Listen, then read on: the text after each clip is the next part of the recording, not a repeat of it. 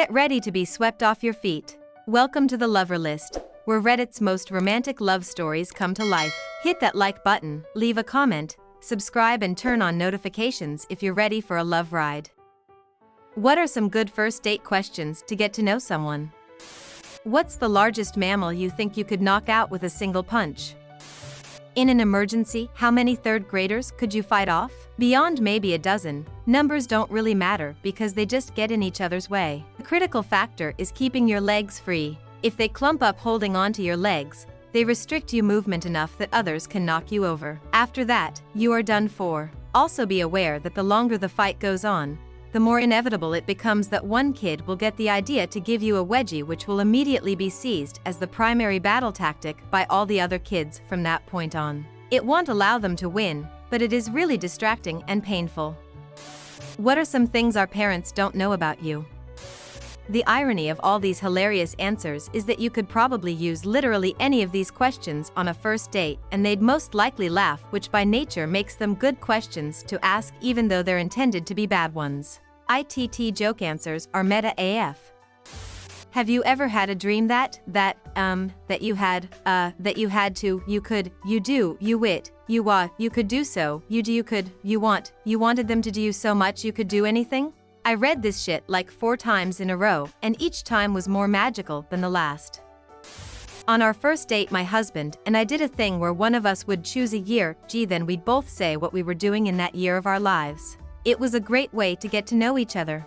I literally don't remember what I was doing this morning. Yeah, while this does sound like a great idea, I already forgot what I ate for dinner an hour ago. I don't think I would do so well with this one. If their name is an uncommon one, make sure you ask what's the correct pronunciation. Literally the first thing I said to my husband on our first date was hello, followed by a butchered attempt to say his name. He replied, "What did you just call me?" And up until that moment, I had never before felt the urge to jump into the nearby creek in mid-February. Favorite dinosaur? Triceratops, specifically blue ones. Growing up sucks. People aren't nearly as eager to know what my favorite dinosaur is. It's a Gorgosaurus. You don't care. Which side were you rooting for in WW2? Dating a 90-year-old? Silver Chaser. Went on a first date and I don't know how the convo got there, but she ended up saying, I think Hitler was a pretty smart guy. I was like, okay, edit. Not arguing for or against. I was just trying to say that the statement came out of nowhere and caught me off guard. Maybe that was her intention, lol. I mean, he probably was smart, but smart people can be evil. It's like Hitler was an idiot. It's even scarier that he was evil and able to rule a nation. Do you have any outstanding warrants? LOL, a bounty hunter that catches bail jumpers with Tinder. Well, either I get the bounty or the booty, either way I win.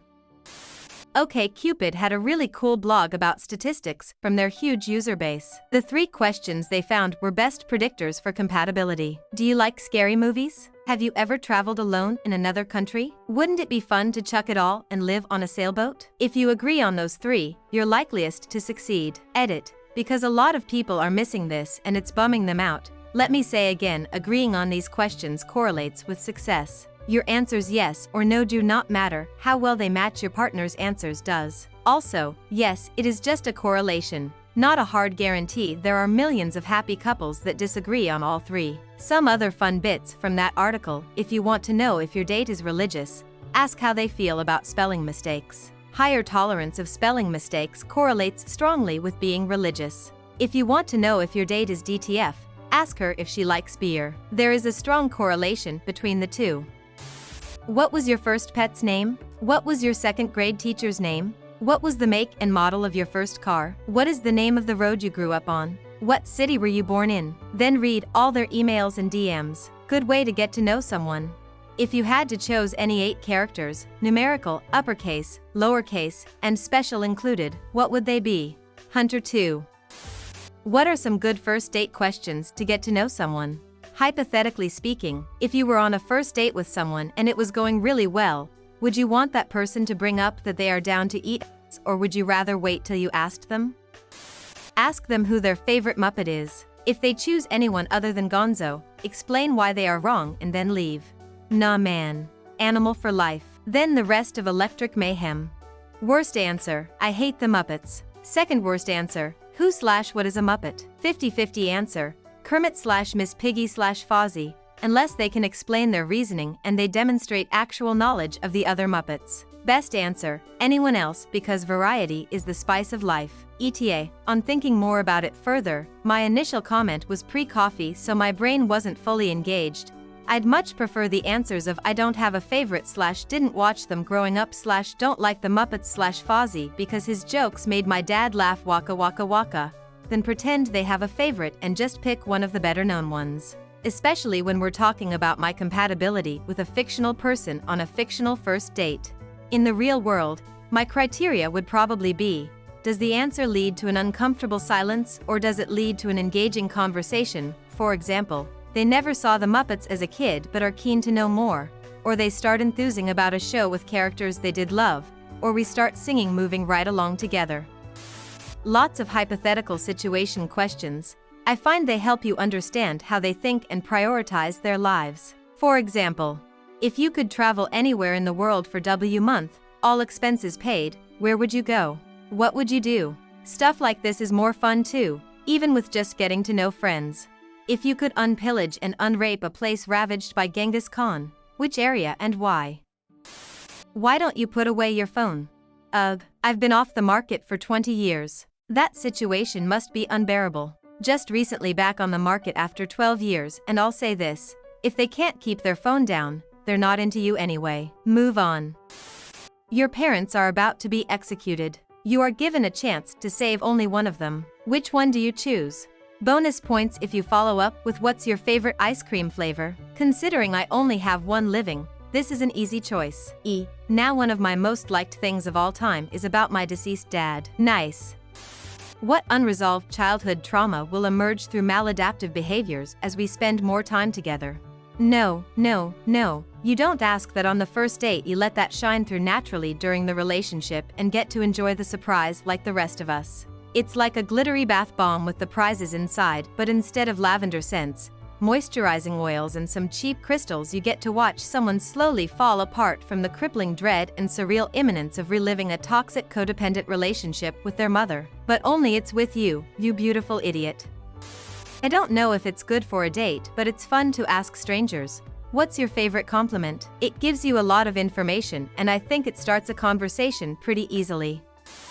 Sure, let's say you're at a March 10th. Edit, clean up your act. That's step 1. Shower, laundry, floss, brush every day. Find a skincare regimen and follow it. Edit 2. Get some therapy. It's like an oil change. It's basic maintenance unless you keep putting it off. Update your wardrobe. It's easy to be the best dressed guy in the room. I've heard several women say they hate it when the guy doesn't put an effort on dates, and they mean the clothes. This'll add +1 to your appearance, so now you're a 4 out of 10. Update your hair. Get some fresh looks from your barber. If it's been a few years with the same do, give them free rein on your dome. If your eyebrows look like a blackberry patch, get them threaded. Another +1. Now you're at an average 5 out of 10. Get new glasses. Are you still rocking the gold frames from 1999? Go see an eye doctor. Might be up to 6 out of 10 now if the beholder likes glasses. That's alright. That's the easiest stuff. You could do all of that in a day if you were feeling ambitious and had some cash. Our /male fashion advice and our /mala hair advice will get you the info you want. While you're at it, make sure that your digs look groovy. Our /male living space can get you in touch with your inner interior decorator. And there are tips for anything from a rented studio apartment to a complete house. Now, the hard parts are lifestyle upgrades. They're attractive because they show that you are putting effort into yourself. Edit. These are examples, sub in some things that you would enjoy doing. Don't do things just to meet dates. Do things for the sake of the thing. Learn to play an instrument. Anyone can learn at least one, but it'll take a couple of years to get good. So, get good. Adds a +1. If you want to join a choir, I can put you in touch with Deke Sharon and he'll find you one locally. I'm not making that up. Read some autobiographies. This will loan you different perspectives. Take some courses. Do this anyway, it's a baseline so no extra points. Learn a little dancing. Salsa or swing dancing are both good choices, and it'll get you out and touching strangers. Comfortable with your body is +1. Get into /stay in shape. Eat better, move more. Drink water. Keep at it for the rest of your life. Join a running group or a gym. Take different classes at the gym, try them all out. The YMCA is excellent. This'll give you another +1. So there you have it, how to go from a 3 to 10 to a solid 8 to 10. Do you use Reddit? If they say no, you can safely say something like "oh, okay," and change the subject. But if they say yes, then you need to get up and walk away. Edit. My new top Reddit comment is basically a repost of my own comment on essentially the same question. Why do you need to ask? Can't you just see they're a fat, greasy social outcast without any social skills or redeeming qualities? What a bunch of losers, those Redditors. They'll never have a social life. This isn't so much questions, but a little game you can play that can help break the ice and let you know how well you mesh together. If you're at a place like a bar or restaurant, look around the room and try to come up with backstories for other people there. It can be a lot of fun and takes some of the pressure off, while getting you two talking to each other and getting a feel for each other's sense of humor/personality. I tried this game once with a girl. We were guessing how many dates this other couple had been on. It was our third. I was guessing low, 2 or 3 dates tops. She then just walked up and asked them. They had been together 2 years. Nah, she's the girl you want. She'll support you through and through. If you lost her, go find her. As you sit over coffee, get beyond the usual "nice to meet you, how was traffic, having a good day" to get the conversation flowing. The next question should always be, so are you aware that you need to put a serious tag on a post if you want to get good answers?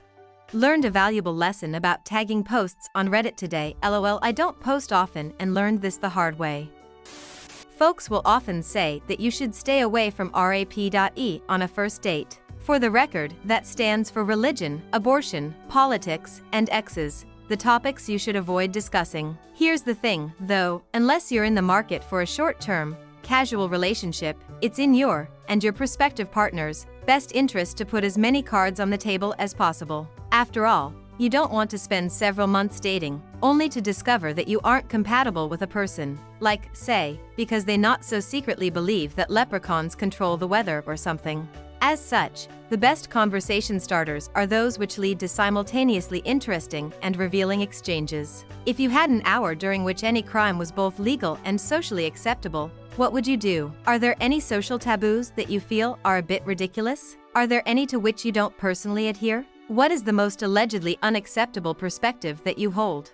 Now, granted, the answers to questions of that nature are very often things that shouldn't be voiced in public, so you'll want to be tactful about where and when you ask them, but at the same time, if the date seems to be going well, you can use the prospect of more intimate discussion as an excuse to go somewhere more private. In either case, the best conversation starters are those which reveal important details about both parties, those which help determine whether or not the two of you will be compatible in the long term. In other words, you should absolutely discuss RAPE on a first date if you're looking for a permanent partner. TLDR, the best conversation starters are those which would normally be conversation enders. On the most recent first date I went on with a Tinder match, one of us asked which shows we were currently watching and which ones were on a to-watch list. That took us down a rabbit hole of conversation about same/similar shows watched, movie and music tastes, sports, etc. So I think with something as simple and everyday as a TV show, as was in our case, can tell a lot about a person and keep the conversation going. And by the way, I should mention that this Tinder match and I have been together for a year and a half now. Another episode of relationship stories that'll bring a smile to your face and a tear to your eye is in the books. If these tales left you inspired, be sure to like, comment, and subscribe. Turn on notifications so you don't miss out on any future episodes filled with tales that'll warm your heart.